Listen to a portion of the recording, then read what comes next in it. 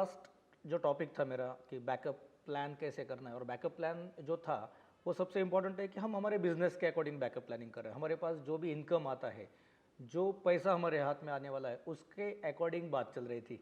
क्योंकि backup planning तो हमारे अकॉर्डिंग जो अगर बात करें तो हमारा जो डेटा होता है बेसिकली, अगर हम लोग वेडिंग शूट्स के लिए जा रहे हैं, बैक टू बैक शूट्स कर रहे हैं, तो उस डेटा का भी बैकअप प्लान होता है। आज मैं वो टॉपिक पर बात नहीं कर रहा हूँ। अभी जो हमारा टॉपिक चल रहा है वो है हम कितना पैसा कमाते हैं और कितना बैकअप में रखते हैं। बैकअप में इसलिए कि अगर हम पे कुछ दिक्कत आए, अगर हमें कुछ प्रॉब्लम्स आए, बिजनेस में कुछ अगर लॉस आ जाए और फिर हमें कुछ तो बैकअप चाहिए, राइट। तो फिर इस अकॉर्डिंग जो बातें हमारी चल रही है। तो दोस्तों, लास्ट टॉपिक के बाद कई मेरे दोस्तों ने, कई आप जो है सभी दोस्त, उन्होंने कुछ मैसेजेस किए, उन्होंने कुछ कमेंट्स किए, या कुछ ऐसे भी है जो फोटोग्राफर जिन्होंने मुझे पर्सनल मैसेजेस किए। इनका कहना है कि सर कुछ पैसा बचता है नहीं तो बैकअप में कैसे डालें। तो देखिए, ये बहुत बड़ी समस्या है हमारे फोटोग्राफी इंडस्ट्री की, वेडिंग फोटोग्राफर्स की, कि जो अभी भी स्ट्रगल कर रहे हैं कि कुछ बचता ही नहीं है। देखिए, कुछ बचता ही नहीं है तो हम बिज़नेस किस लिए कर रहे हैं। सबसे इम्पोर्टेंट मुझे लगता है कि आज उसके बारे में मैं बात करूँ कि हमारे पास अगर कुछ बचता ही नहीं है तो हम क्या कर रहे हैं, हम सच में बिज़नेस कर रहे हैं। दोस्तों, एक मेरा दोस्त है जो एक फ़ोटोग्राफ़र है, और वो उसने जो स्टार्ट किया लास्ट कुछ 1-2 साल से फ़ोटोग्राफ़ी करना, और तब से उसने धीरे धीरे ग्रोथ किया, और उसका बिज़नेस स्टेप बाय स्टेप बहुत अच्छा चलने लगा। और स्टार्टिंग में वो लगभग 50,000, बाद में 1 लाख, बाद में 1.5 लाख, 2 लाख, 3 लाख रुपए तक महीने का कमाने लगा। अब वो बीच बीच में थोड़ा सा लड़खड़ा जाता है, थोड़ा सा घबरा जाता है कि एक आध महीने में अगर बिज़नेस थोड़ा कम होता है, या फिर उतनी इंक्वायरीज़ नहीं होती, या फिर उतने असाइनमेंट्स नहीं मिलते, तो वो हमेशा वो डर लेके काम कर रहा है। तो उसने मुझे फ़ोन किया कि यार मैं क्या करूँ अब, क्योंकि अब ऐसा होता है कि लास्ट मंथ तो मैंने 3 लाख का बिज़नेस किया, और इस महीने तो मेरे पास ज़्यादा काम ही नहीं है, शायद मैं 1 लाख तक ही जाऊँ। और उसको तुरंत लगने लगता है कि क्या मैं चेंज करूँ, या फिर कुछ और ऑप्शंस ढूंढूं, या फिर ऐसा बिजनेस का चलता रहेगा तो कैसे आगे बढ़ पाएंगे हम लोग। और क्या, देखिए कितना टेंशन होता है, राइट। अगर 2 लाख रुपए महीने का कमा रहा है, या 3 लाख रुपए महीने का मिल रहा है, और अगर वो 1 लाख आ जाए, 50,000 पे आ जाए, तो कितना बड़ा मुश्किल हो जाता है। ये जो मुश्किल है, ये इतना क्यों डर लगता है? ये डर शायद मुझे लगता है इतना इसलिए लग रहा है क्योंकि हम उसका प्लानिंग नहीं कर पा रहे। जो भी इनकम हमारा हो रहा है उसका प्लानिंग करने में शायद हम कहीं पे गड़बड़ कर रहे हैं।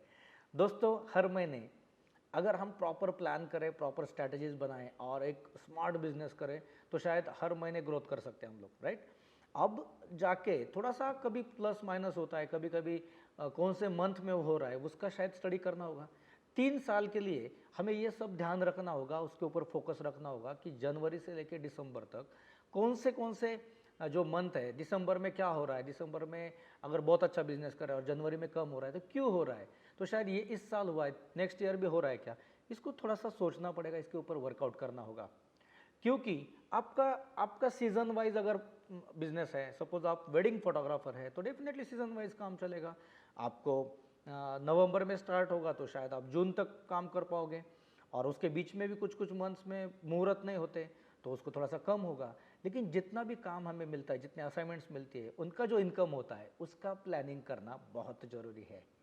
कोई फोटोग्राफर जो अपना जैसे किड्स फोटोग्राफी में अपना प्रोफेशन आगे लेके जा रहे हैं, उनका स्पेशलाइजेशन किड्स फोटोग्राफी है, जिसमें newborn, maternity, kids photography, family portraits कर रहे हैं, तो उनको भी वहाँ पे चेक करना जरूरी है, क्योंकि उनके लिए तो कोई सीजन का टाइम नहीं है, वो पूरा कंप्लीट ईयर बिजनेस कर सकते हैं।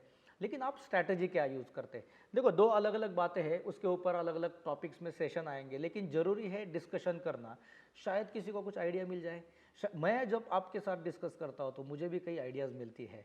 दोस्तों, स्ट्रगल सब करते हैं। पैसे का प्लानिंग करना शायद हमसे भी वही गलतियाँ हो रही थी, अभी भी होती है, लेकिन कुछ डिस्कशन के बाद बहुत आसान होता है कि हम उसका हल निकालें और आगे बढ़े।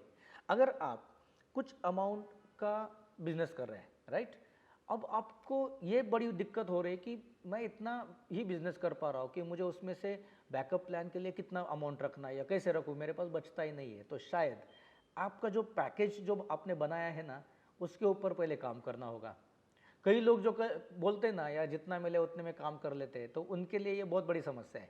क्योंकि जितना मिले उतने में काम करना है तो हम बिजनेसमैन थोड़े बन रहे हैं, हम तो बिजनेस आगे लेके ही नहीं जा रहे हैं, हम तो बस अपने आप को संभाल रहे हैं, राइट। ये सोचना ज़रूरी है। आपके पास देखिए, मुझे बताइए कोई कोई ऐसा बोल पाएगा कि यार 10 साल के बाद मेरा बिज़नेस और 10 गुना ज़्यादा बड़ा होगा, 100 गुना ज़्यादा बड़ा होगा, राइट? अगर सोचिए, उल्टा सोचिए कि 10 साल के बाद अगर एज चेंज हो गया और जनरेशन वाइज अगर आपको काम कम मिलने लगा, न्यू जनरेशन को आप लोग नहीं चाहिए, कोई और चाहिए, उन जनरेशन को मैच करने वाला फोटोग्राफर चाहिए और अपना बिज़नेस कम हो गया, तो बहुत बड़ी समस्या होगी। फिर अपने पास बैकअप प्लान क्या है? तो हर असाइनमेंट में हम कितना परसेंटेज बैकअप में रखते हैं, इसके ऊपर काम करना होगा। पैकेज बनाने के ऊपर भी हम काम करेंगे, लेकिन उसके लिए ज़रूरी है कि आपकी कमेंट्स और आनी चाहिए, आपका और इन्वॉल्वमेंट इसमें होना चाहिए, आपने सोचना चाहिए, बातें करनी चाहिए। आप लिखिए वहाँ पे।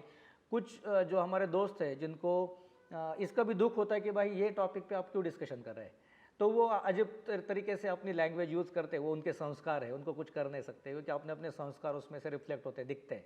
लेकिन जिनको लगता है कि ये टॉपिक सीरियस है, इस पर सोचना चाहिए, ये अपने लिए ज़रूरी है, वेडिंग फोटोग्राफर्स के लिए या फोटोग्राफर्स के लिए ज़रूरी है, तो आप लिखिए, कमेंट कीजिए, जैसे जो लैंग्वेज में जमता है वो लैंग्वेज में आप ट्राई कीजिए शेयर करने का। शायद आपका एक कमेंट हमें कुछ नए नए चीज़ों पे सोचने लगाए, और हम अपने इंडस्ट्री के लिए ही कर रहे हैं, अपने लिए कर रहे हैं, तो शायद अगर हम कहीं पे भूल कर रहे हैं, कहीं पे मिस्टेक कर रहे हैं, तो वो दुरुस्त करेंगे।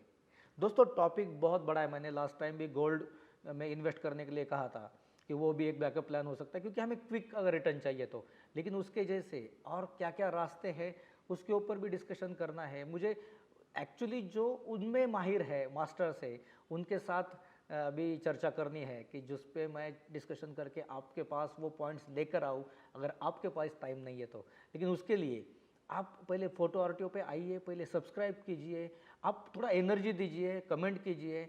बाकी चीज़ों में हम बहुत डिस्कस करते हैं, ये सब चीज़ों में डिस्कशन करना ज़रूरी है। आप कैमराज, लेंसेज, लाइट्स, बहुत बढ़िया है, करना ही चाहिए, क्योंकि वो भी एक तरीके का बैकअप प्लान है। लेकिन अगर पैसे ही हाथ में नहीं है तो ये सब आएगा कहाँ से? तो ये पैसे के बारे में हमें बहुत अच्छा प्लानिंग करना है। मैं हर टॉपिक को लेके आऊँगा, प्रयास करते रहूँगा। बस आप जुड़े रहिए, और अब तक सब्सक्राइब नहीं किया है, बेल आइकॉन पर क्लिक नहीं किया तो कर दीजिए, क्योंकि टॉपिक इम्पॉर्टेंट है और बस आपके साथ शेयर करते रहना है।